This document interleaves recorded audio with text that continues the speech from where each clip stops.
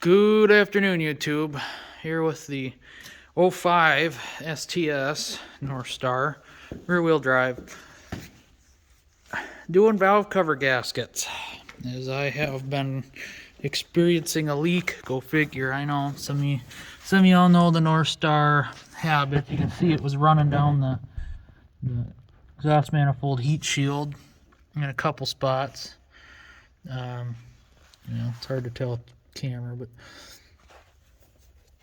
that's the heat shield, and it's dark, covered in oil. Yucky. You can see a light spot right there and dark spot after it. So been leaking for a little while. I think it was ever so slightly weeping when I put the engine in. I mean, like, they just started to look a little damp. It was nothing major, just the valve cover gasket. But, we're coming up on 2 years and 20,000, well, I shouldn't say that, 17,000 miles since I put this engine in this car. And, well, I suppose, it sits for the winter time in this cold shop. So I can understand it's been kind of progressing in a negative way. So, just time, 100,000 miles anyway. So should be due for valve cover gaskets. I already did spark plugs. Coils didn't have a lot of oil at all on them, so that's good. Just ordered a kit from Rock Auto. I'm in the midst of a couple different projects, but this one takes precedence as I'm about to embark on another road trip to Michigan. So I didn't want oil pumping down my frickin' exhaust manifolds, Why would you want that?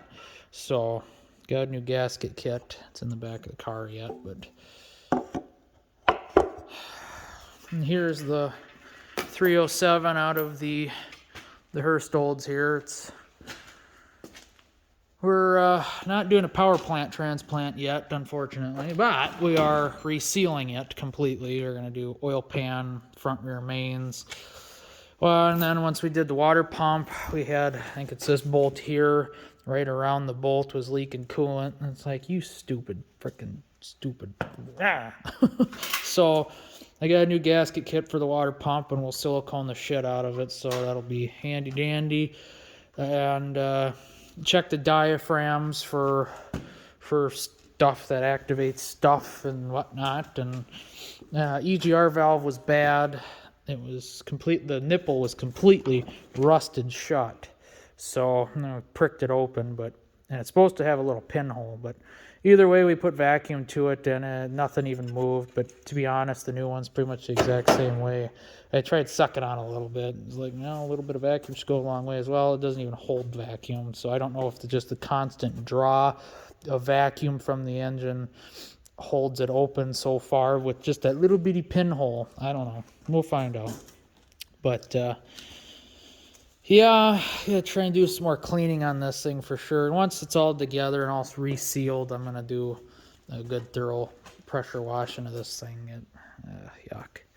Yuck and yuck is all I can say. But we do believe the intake gasket was possibly leaking on this, because Dad said, you shouldn't have all that carbon shit dripping down into the pan, if it wasn't leaking. So, and I don't know, this was done before at one point, but, this engine's almost 40 years old, so it's just good to go through it again and give it a good clean start. Put a new AC Delco O2 sensor on it before I pulled it out. I've been trying to get this thing to run right. It's been misfiring heavily at idle randomly, so I believe it's a carburetor issue. I was hoping it'd be more of a vacuum issue, but I don't think it is. Just been so busy lately, I haven't had time to do anything that I want to do, include video recording, but I figured I'd give you guys a sneak peek into the looks of a North Star. I'm not going to leave it open very long. I do have to go to town, but I'll throw some towels over it and whatnot. And I just wanted to verify. This is the driver's side. I don't know about the passenger side yet, but yeah, the guide is still where it's supposed to be. Doesn't look horribly worn. And this is the front cover gasket there and down there. So they had a goober of silicone on that, which is good. It wasn't leaking there. So, and if people are thinking, well, how the hell did you even get in here? I mean, it's got to be a pain in the ass to work on. Well, 1/4-inch drive with a freaking little wobble and 10-inch sockets, or 10 mil sockets, sorry. And so it got in there pretty dang good. You can fit your hand down in there. It'll kind of hold the socket in between your fingers while you're ratcheting up top. And I had to lean over the front because I had to get my hand down in there like that. But this side's not so bad. The other side is going to be more of the pain in the ass side because of the wiring loom that is bolted pretty well to the engine, and because it's got this metal bracket right here that holds the plastic. So we're really going to be in for a treat because just the dipstick tube itself over here, I didn't undo that bolt for the bracket, but this was pretty well in the way. It's just like you need that every little millimeter of room to pull the valve cover out towards the strut tower. So I'll have to loosen that bolt up. Probably hopefully just loosen is all it needs. Now that I got good access to it, it's a bigger pain in the butt. It's a 15 mil.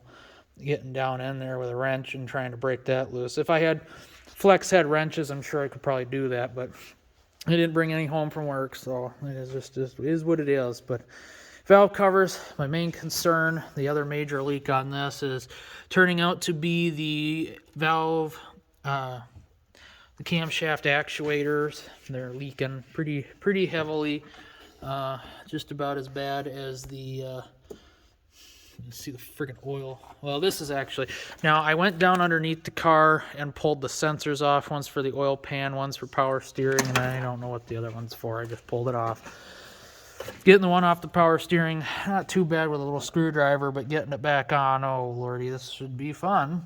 And it went down, way down in between down there, and it ran right over the top of the valve cover. And I tried to get the valve cover up and off with that in place. I couldn't. I'm like, you know what, screw it, jacked it up, got underneath it. So this should be loads of fun doing the passenger side, but I think that side's leaking just as bad as this side, obviously. So as you'd expect, but sneak peek into an R-Star that's still doing pretty damn good. No complaints. I've not had a check engine light on this car since I've owned it the last almost 2 years and 17,000+ miles, and it's been ridden hard. I wouldn't say put away wet. It's been put away dirty. I mean, I suppose wet, but I take care of it is the main thing. You live on a dirt road with a dirt driveway. I mean, you can't keep it clean. It's impossible, and you know, most of the time it gets parked up at the house. But during the winter, you know, it's not totally put away wet. And during the winter time, it's washed and it gets put in the shed and it sits here and waits ever so graciously for the weather to cooperate enough. And I've driven it already probably a good 400 to 600 miles this spring. So and we're about to rack on another 12 to 2,000, depending on how much I drive while I'm in Michigan, which is probably going to be a fair bit. To be honest, I don't know. My mom's got a new car, so I'll probably end up driving her car a little bit while I'm out there, which is fine. I don't know if it's a Lexus IS 350, 300, something. It's a little sporty coupe thing. So, I don't know.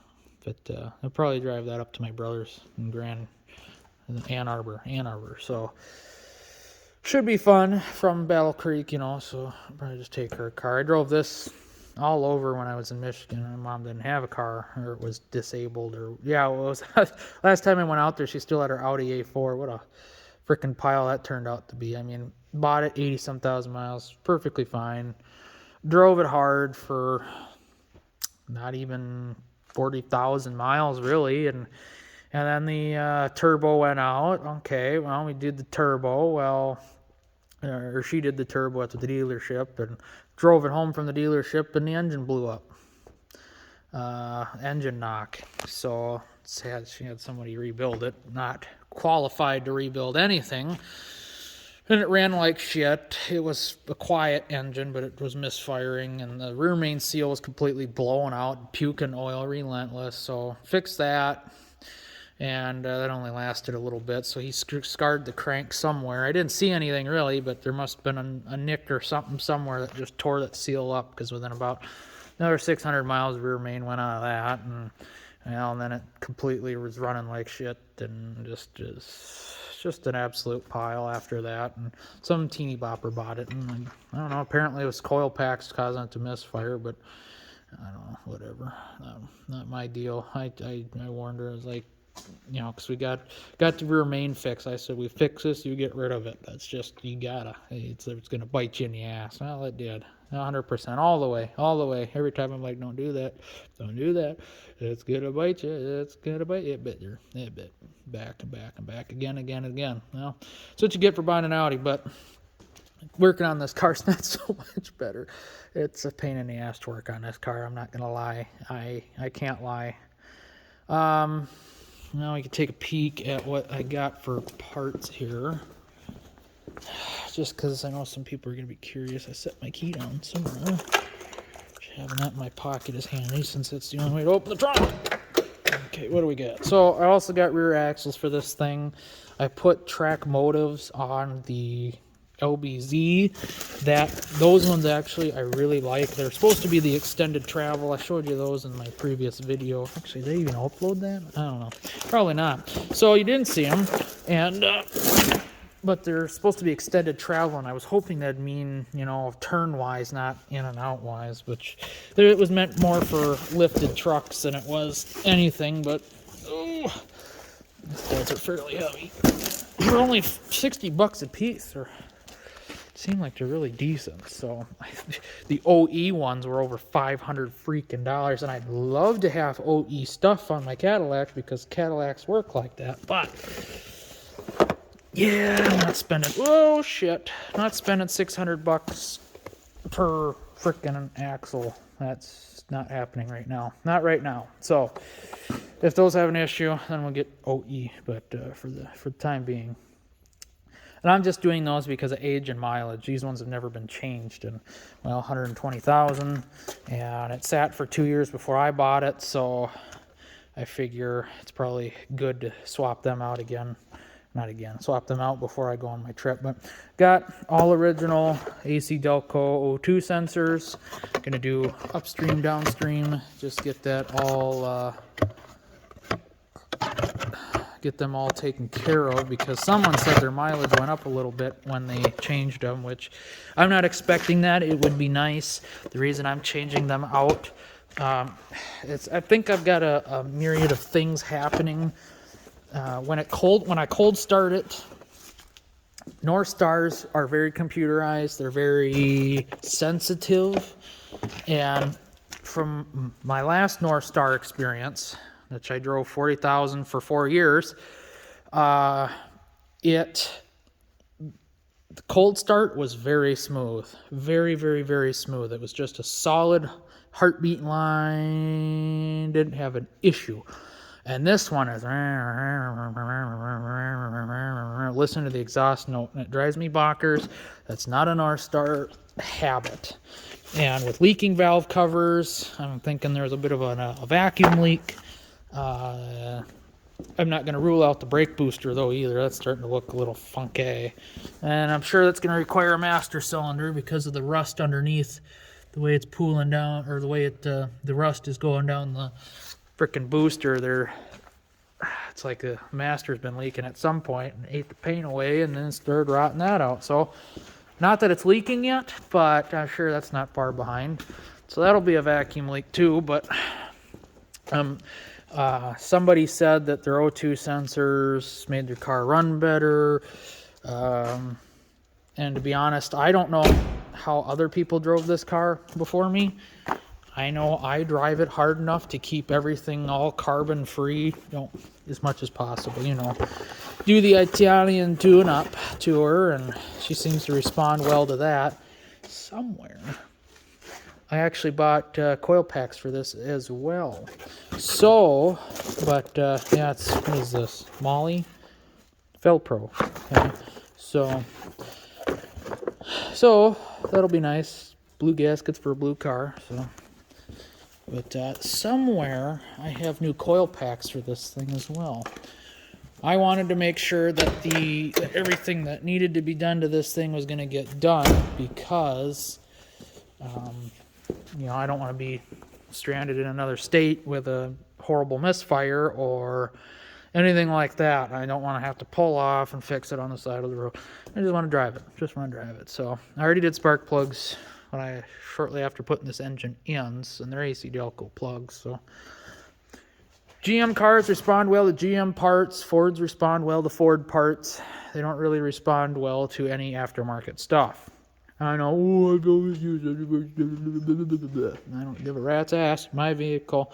I try and use all OE sensors, all OE equipment used for running because they really only respond well to OE stuff. So coils, I don't know if they're original or not, but I used to have, when I drive this thing hard, about 6,000 RPM, it would like pop, a cylinder would kind of misfire for a split second. You could feel that.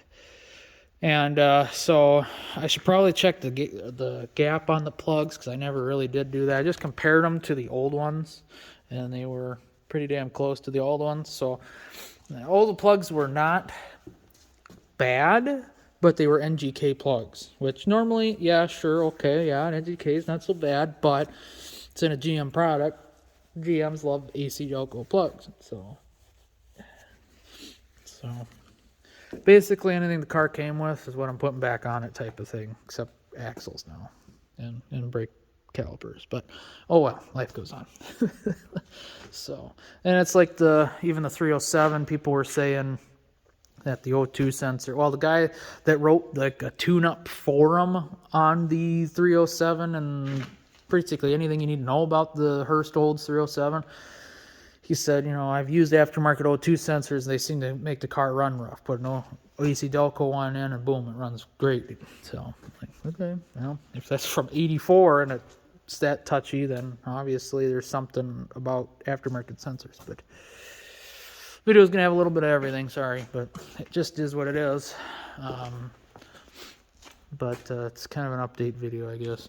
Trying to not take all day to do this job, which this video is not going to help that, but I do got to run to town and grab some stuff to help clean up some of this gasket material.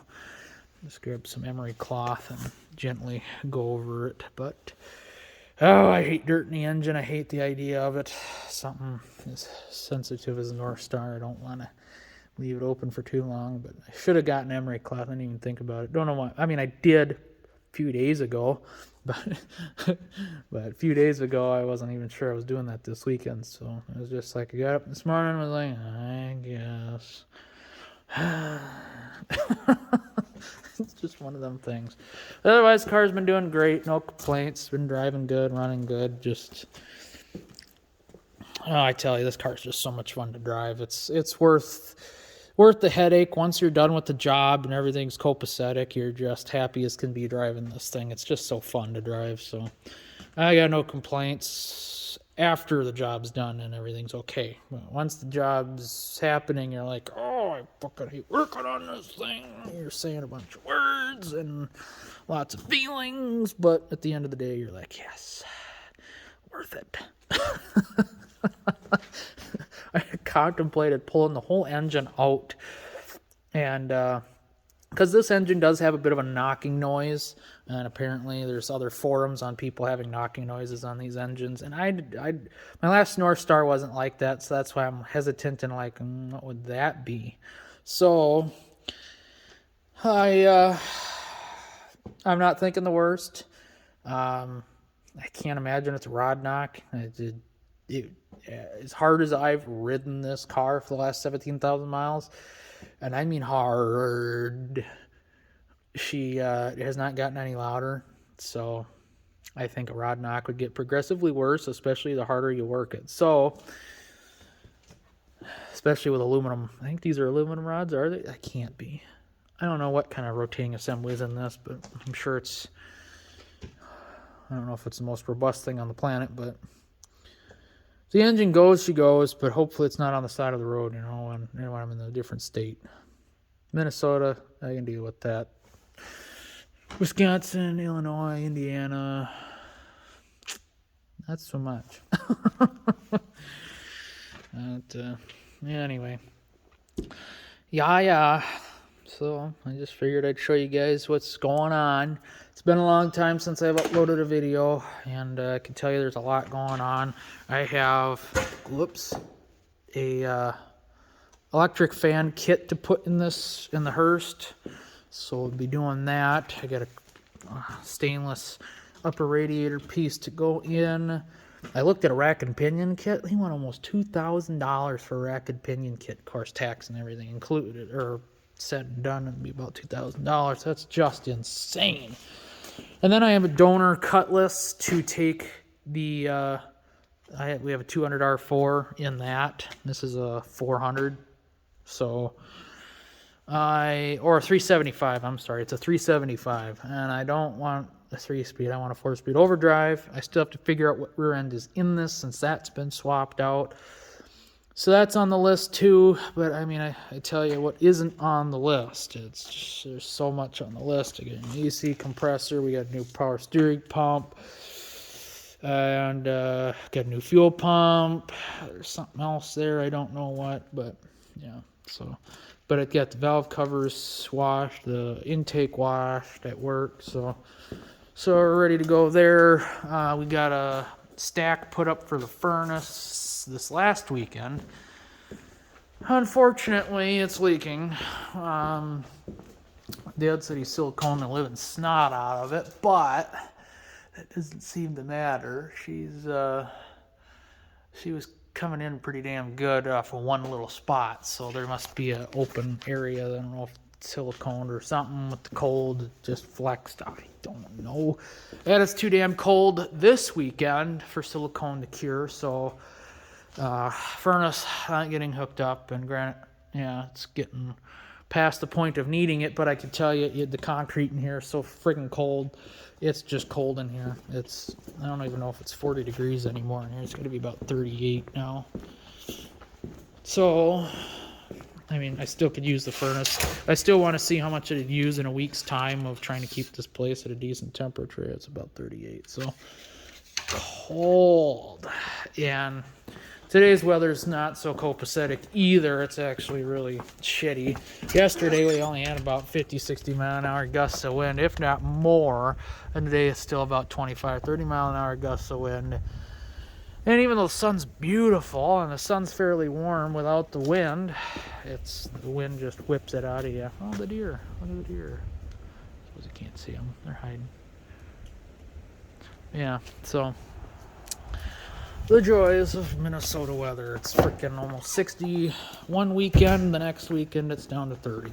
Perfect. Love that.